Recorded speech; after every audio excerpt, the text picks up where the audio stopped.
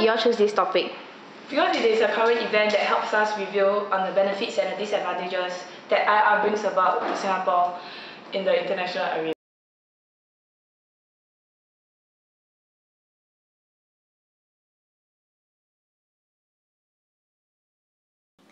According to Figure 1, the unemployment rate has decreased significantly from 3.5% to 2.1%. There was a total fall of 1.4%. This is because the building of the IR generates more employment within the people by creating more jobs to help to build or manage the entire construction project. However, from 2008 to 2010, there was an increase in the unemployment rate from 2.1% to 3%, a surge of a mere 0.9%. This is brought about by the 2009 worldwide recession, which affected many countries from all over the world.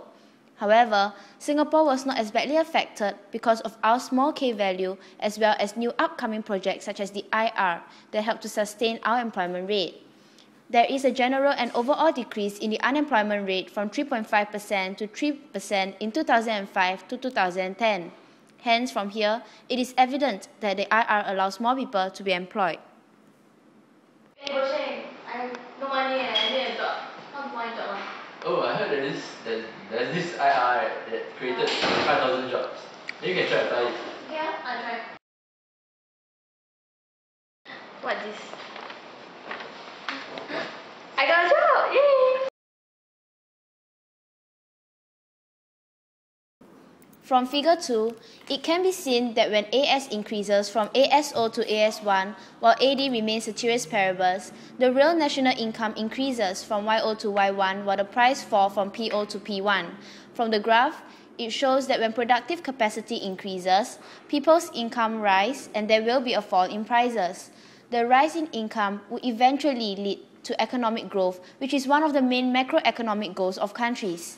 This is because when income rises, there will be a higher demand for goods by people, and thus companies will invest more so as to meet the growing domestic demands of the society. When more people are secured with a job, the unemployment rate decreases in the short run.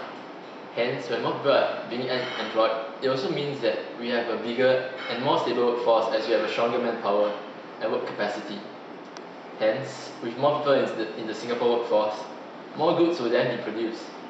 This is because more people will then be able to help operate the machineries and the overall productive capacity will also be increased. Yeah.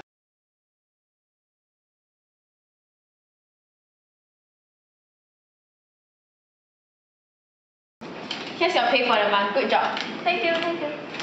Oh, I can buy the latest dress now. From Figure 4, it can be seen that an increase in AD from ADO to AD2, income will rise from YO to Y2, and prices increases from PO to P2. The sustained increase in the general price level is otherwise also known as inflation.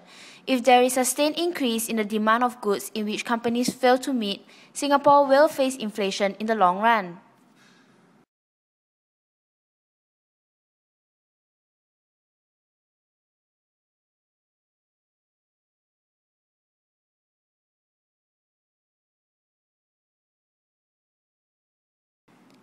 From Figure 5, we can see that when AD increases from ADO to AD1, income increases from YO to Y1, and prices increases from PO to P1. However, if it is within the Keynesian or intermediate range, it is still within our control, and there will still be economic growth as it is only mild inflation that Singapore is facing.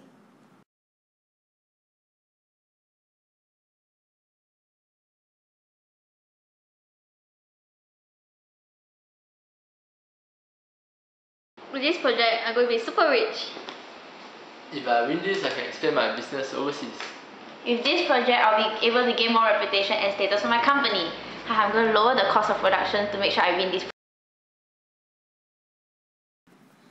As seen from Figure 3, a fall in AS from ASO to AS1 will lead to an increase in income from YO to Y1, and prices will fall from PO to P1.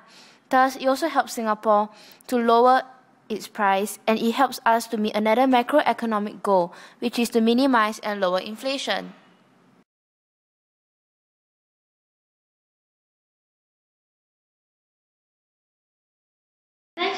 dollars to Sing dollars, please? Yeah. Thank you. Eh, why so little?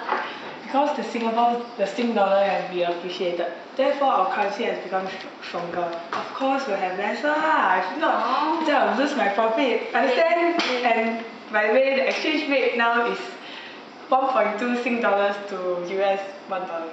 Okay.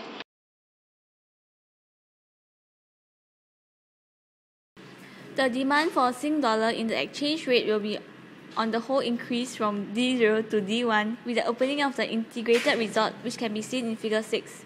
When the demand increases, the quantity of Sing dollars also increases from Q0 to Q1, while the price of Sing dollars appreciates from P0 to P1. With an increase in demand due to the stated factors above, appreciation of the Sing dollar will occur, which is evident in the purchasing power parity of Singapore between 2005, which is 120.9 billion, and 2009, 235.7 billion. There's a total increase of $114.8 billion. It is further supported by the strengthening of the Sing dollar, which can be seen over the years. An illustration would be in 2005, Sing 1.66 per US $1, and 2009, Sing 1.35 per $1 US.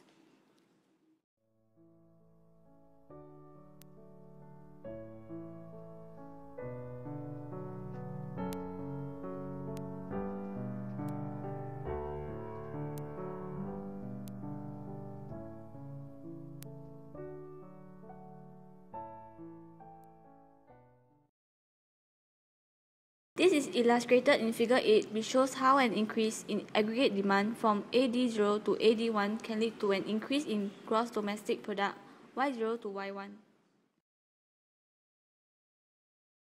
However, in the long run, the appreciation of the Sing dollar may not be positive.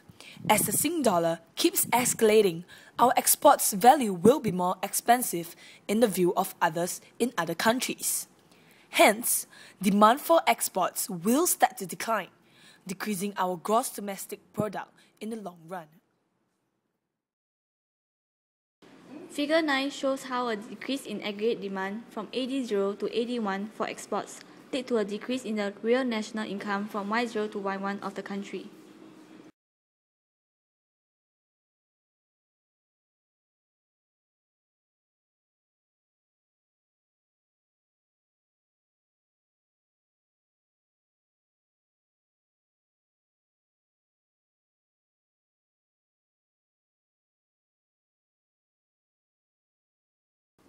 Balance of payments is a record of international receipts and international payments between the residents and the government of a country and the rest of the world over a period of time, usually a calendar year.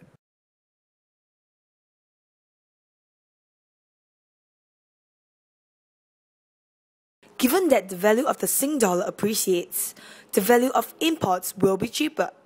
This will result in lower production costs as Singapore depends heavily on imported materials for its exports.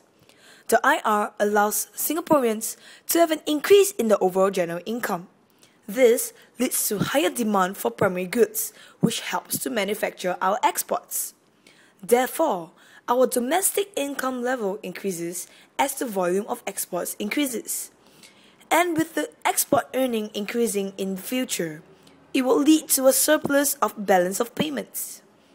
Singapore is also a newly industrializing economy, and we are rapidly developing.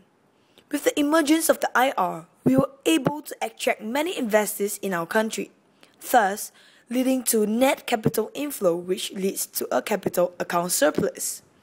Hence, surplus of balance of payments will occur. Thus, there will be more net transactions than outflows, which will lead to an increase in positive balance of payments figures.